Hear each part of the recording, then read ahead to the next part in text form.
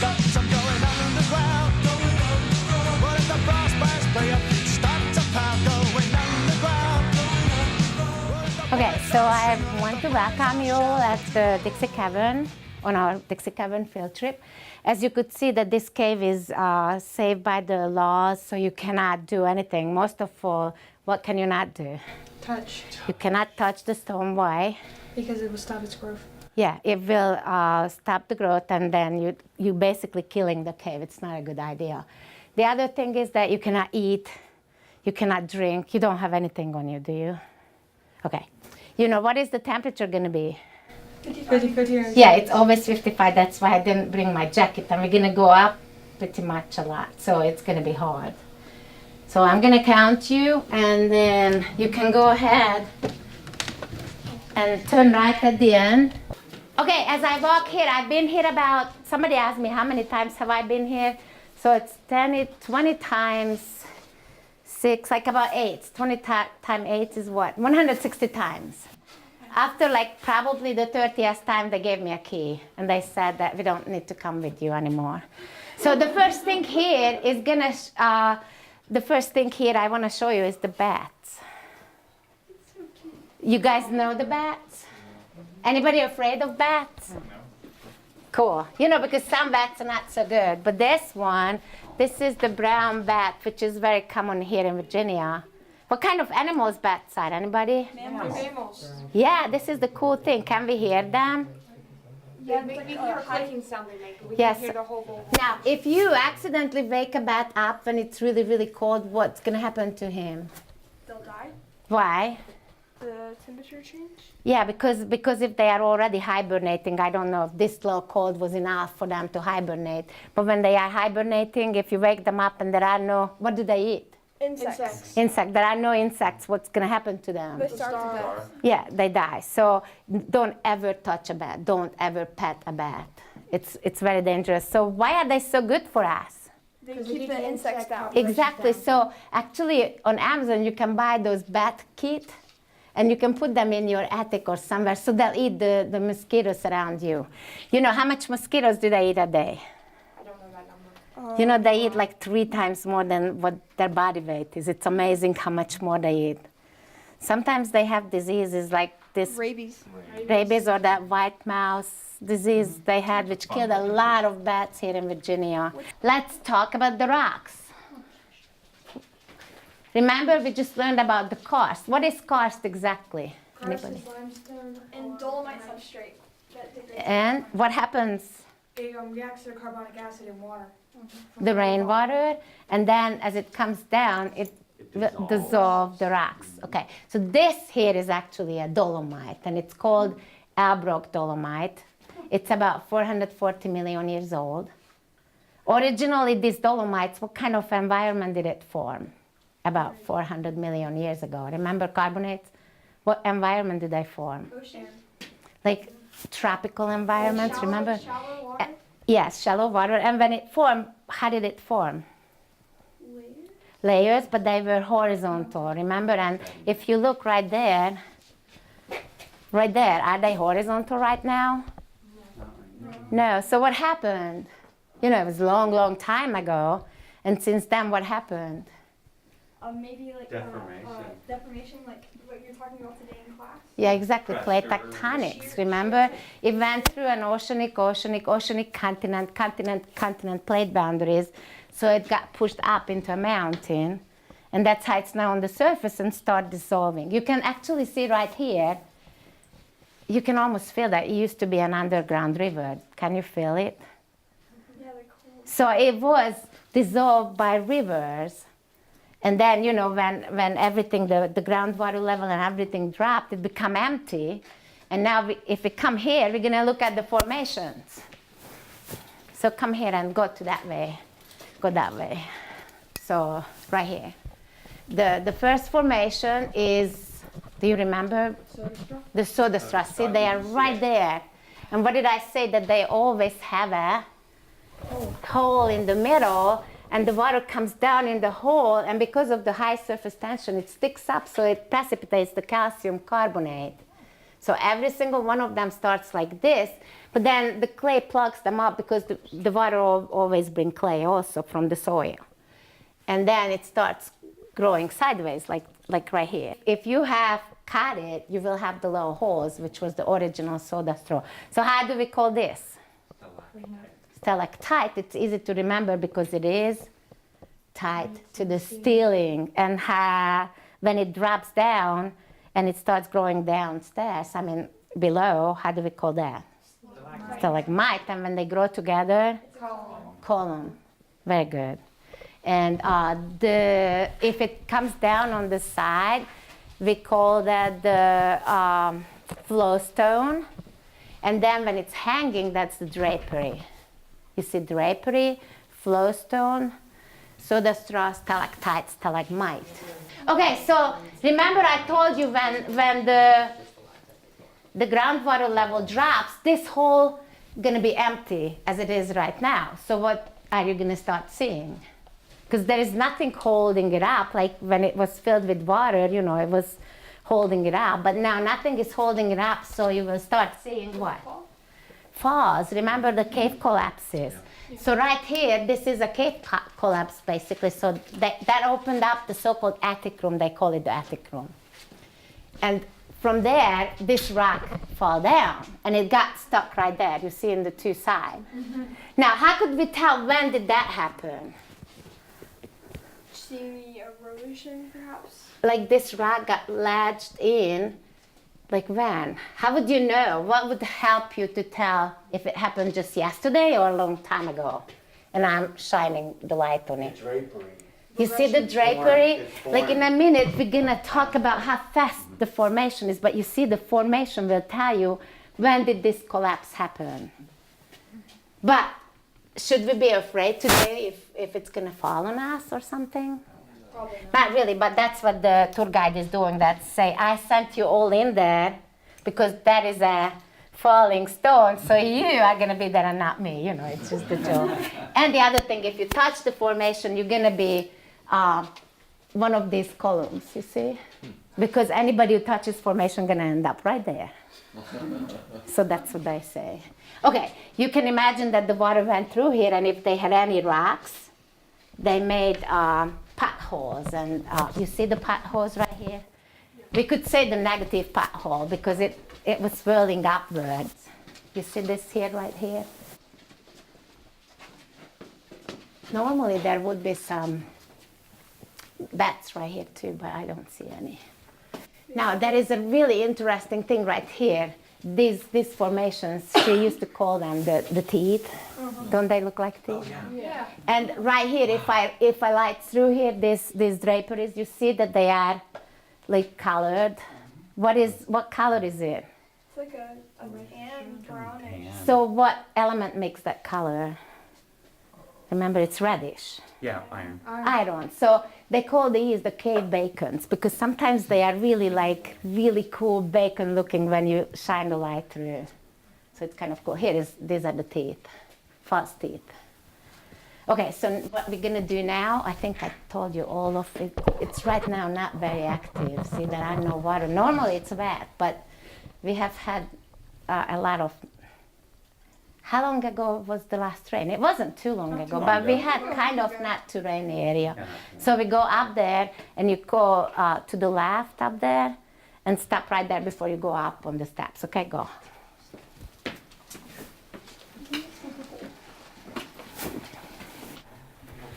This is where I normally show that you can actually see that the water is standing up for like a minute, if not longer. Because of the high surface tension, you see the bubbles? So that's how we know that when they first started to come to Dixie Cavern, it was a horrible thing they did, but they let people take souvenirs. And you can see what were the souvenirs. Huh?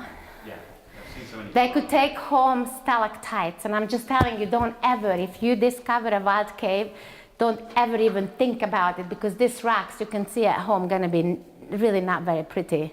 You're gonna throw it away. So where is it the most beautiful? In its natural setting. Exactly, it's in the cave. You don't wanna do any any breaking off, anything. But because it was 1922 when they broke this off, you can kind of tell how much it grew since. It's almost 100 years. How much did it grow?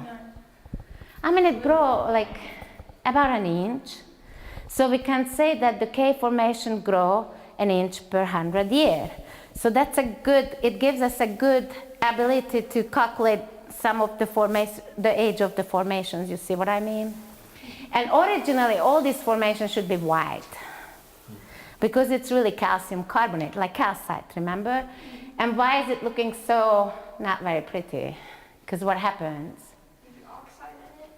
See, like it comes through that red soil and it brings the clay in, and that's why it looks like brownish, reddish. Have you ever been in a cave which was white and sparkly?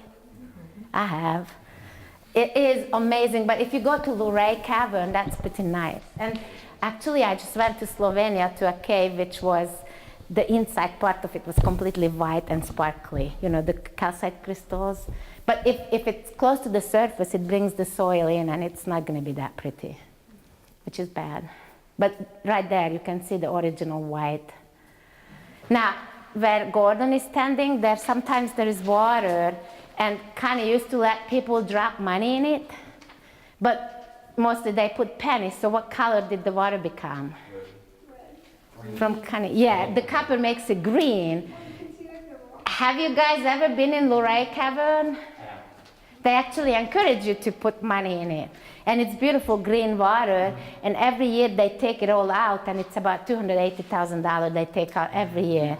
And they actually give it to charities, and it tells you what charities they gave it to. It's pretty cool. Okay. So if we want to know about how long has this cave been making formations, this probably is the best guess we could have, because this is the biggest one. What is it? What do you think? It's a column of drapery. Yeah, it's a column. You see, it's a column. Because it grows together all the way with some of the stalactites. And somebody actually took the time, measured it, and tried to calculate it, and they come up with 70,000 years. So this cave has been making formations for 70,000 years at least. Isn't that amazing? So they call this the Indian chief of Dixie Cavern. They call it Chief One Feather. The reason is because there is the feather you see on the head, on the top of its head. That's the, and this is the face right here. You see the face, the beard, eyes, nose, and here is his arm. He's sitting. Here is his legs. You see them? So this is Chief One Feather. Chief One Feather has a totem pole. Every Indian chief has a totem pole. Where is the totem pole, you guys? Right there. Haley, what was the last time you've been here? 5th grade. Oh, how many of you have never been here? Like, never, ever, ever? No, not this one. Yeah, I mean, you know, this is not such a big deal. The good thing is that we can come here because it's close by. So that's his totem pole. Okay, so the totem pole doesn't have a stalactite up there, so what could it be? What do you think? How would we know if it's a stalactite or stalagmite? It's stalagmite if it's on the ground, stalactite if it's on the ceiling. Yeah, but what if it falls from the ceiling? How would we know exactly if it's stalactite or stalagmite? If it had fallen, it would probably be laying on its side and not vertical. But There's nothing above it. I cannot tell you exactly right now. No, how do you know if something is stalactite? What's in it? Because it starts as a what? Oh, so So the straw, so it will have the holes. So here we have. And the other thing is I want you to look up. And you see a lot of stalactites above us. Do you see them all? Okay, so the question is how heavy they are. What do you think? I feel like those would be pretty light, but the stalagmites would be really heavy because they're solid. She thinks the stalactites are light. Okay, I have this piece, which is not a big piece, am I right? And we can check if it's a stalactite. Look. Do you see? So what is it? What do you think? You see the hole, don't you? Do you? Okay, so tell me how heavy it is. And everybody. Like what do you think? How many pounds? Emily, what do you think? I don't know, maybe like 5. I think it's much more More than than that. that, 12 pounds. What do you think, Hannah? Do you work out, Caleb? It's about like 12 pounds. 12? Last year, everybody guessed it like 20. Jessica, try it. Everybody try it. And look at the holes in it. Look. You see right there. Look at the holes. Do you see that? So it was more than just one stalactite originally. Isn't it cool? Brendan, Haley, everybody. Man, that's heavier than I thought. And those are hanging over us. Some of them much, much, much bigger than this one. No, everybody. A lot of people Brandon have didn't get it. Sorry, let Brandon hold it. Oh, sorry. You weren't kidding. What is it? What do you think? I think it's It's like definitely, 15 pounds. yeah. Do you see the I'd say holes? probably Let's see the other side. Yeah, there is some there too. Yeah. But Yeah, you definitely can so. see it much better there. Oh, yeah. Isn't it cool? So, let's go down.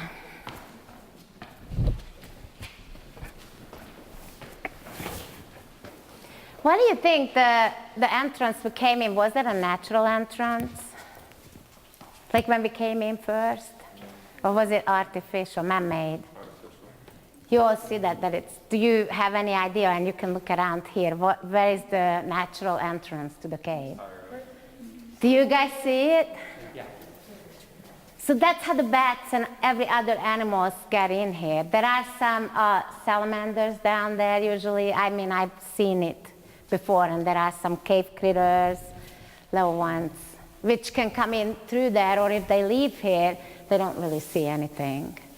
So that was the way they discovered this cave in 1922.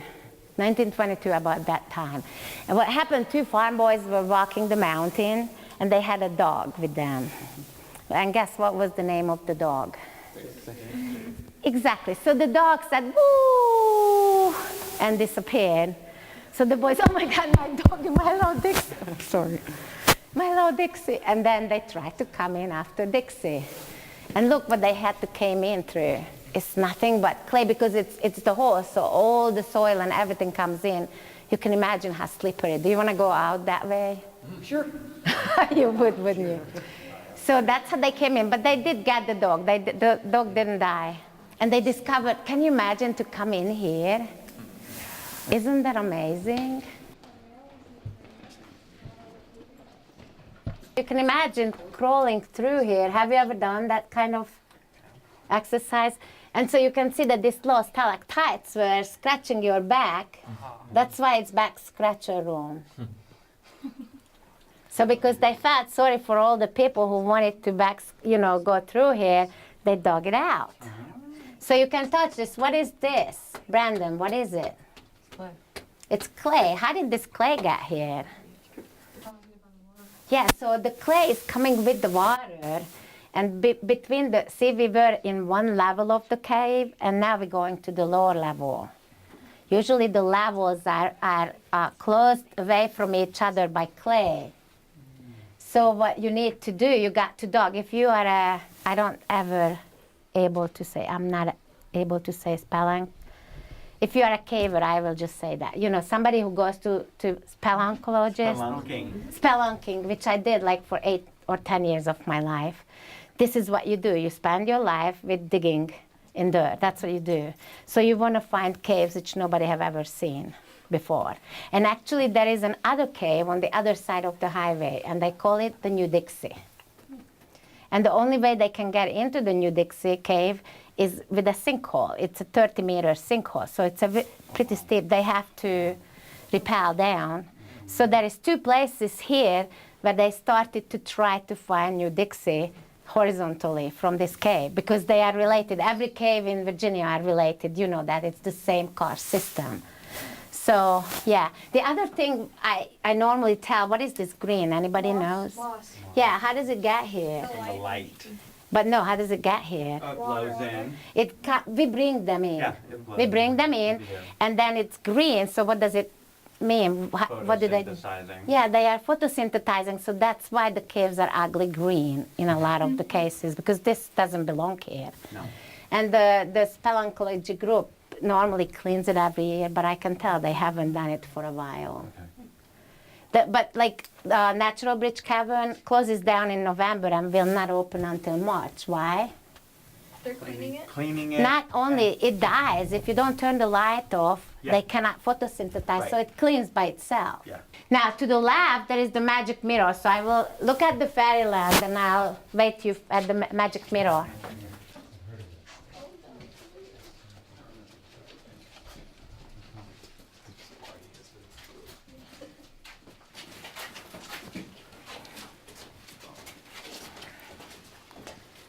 So there's just a little pond, which, because of the clay and everything, just couldn't go down. So the water gets collected in it. And if I want to show you how it kind of, when the water, see all those white specks on the water? Yeah. They're low calcite. So when it reaches to the, and actually this one is really high. I can't even put my light here now. But I can show you that this is a very thin calcite, basically. And through time, it will make a cave geode. It will grow completely over and closes this little pool down. Now, what is really cool when you have high calcium in the water, if you turn off the light, is it okay if I do that? You have to come where Jim is exactly, and you go down here, and you see a perfect reflection. It's really beautiful. And if you want to take a picture, you can just do it, and don't light up your camera. It's going to make a perfect mirror. They call it the magic mirror. It's really beautiful. You know, this is one of the most famous formations in Dixie Caverns. Yeah, you can take a cool picture of it. See how cool?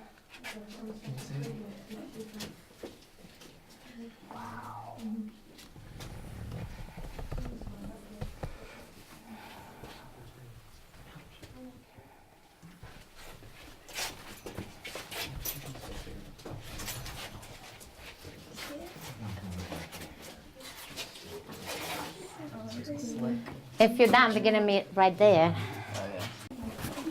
See how long it is?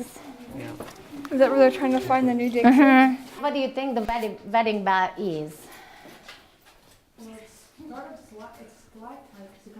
Seriously, it was a cave collapse too. It was a big piece which collapsed and then got stuck. And of course, it has all these, yeah, draperies, little stalactites, stalagmites.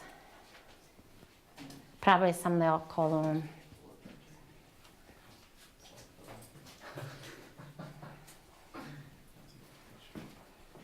And I guess they just dug this out so we can walk.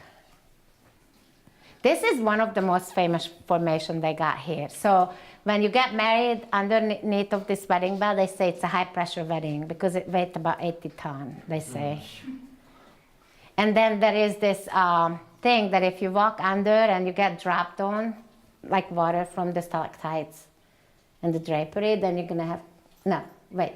First you have to get married. So if you get dropped on, you're gonna get married. And if you're already married, you're gonna have kids. So if you guys wanna do all that, then come back and forth. And you can, you know, accomplish all of it. But in real life, what we're gonna do is gonna go up there. Hey, Gordon, can you go and see if the light is on up there? Yeah, I think this is it, yeah. So we all can go because I saw that the light came on. And do you see those formations in the pool? Right there, see how pretty? That usually shows the water level. Those are like little travertinos. Do you see the travertine? It looks like a little terrace. So the calcite vein here is more durable, so that's why it's sticking out. Okay, so We it kind learned of looks that like pebbles stuck in the mud. Almost, like low layers, like Yeah. little calcite plates. But really the calcite formed with the rock, and then the rock dissolved, and the calcite is more durable, so it didn't.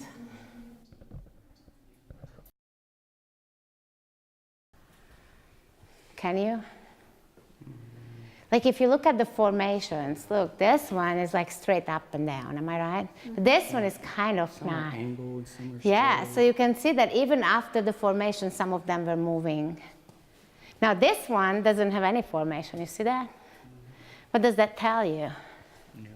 Yeah, that's pretty new. They say around 3,000 years ago there was a big earthquake around here, so could be coming down at that time. And you know, we just started to go through the structure chapter, remember that? Mm-hmm. Okay, so right here, this here is a big fault line. You see that straight line going through? Mm-hmm. This here is the Salem fault line. I cannot do anything with this. How would you know that it's a fault line? What do we have here? A lot of it.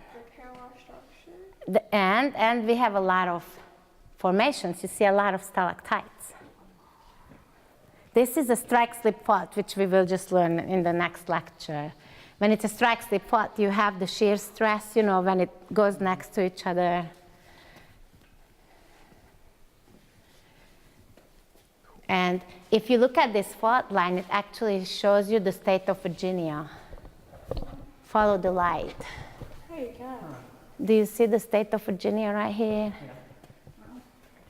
There's a crack along that rock over there. This way. Where? Uh-huh. Yeah, but the state of Virginia goes right here. Yeah, I understand, but there's a crack on that rock. It could be a fall one day. Could be, yes. Like, you know, it will collapse some more because there is a lot of pressure on this ceiling because nothing is holding it up. Mm-hmm. But the good thing, you know what is the good thing where we are? We are right below that mountain. So not many trucks going over our head. So that's why it's been quite stable.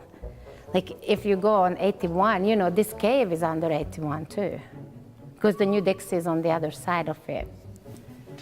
So I showed you this, the fault line. This is the Salem fault.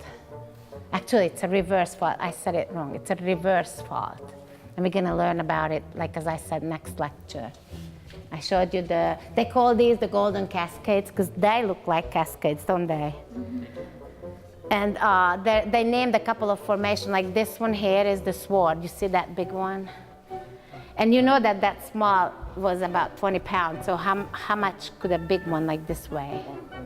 So if it falls when you are there, it's not a good feeling, I don't think. You might not have to think much afterwards. There is an ice cream cone. Isn't it look like an ice cream? There is an elephant. It's like seashell. Or seashell, however you want.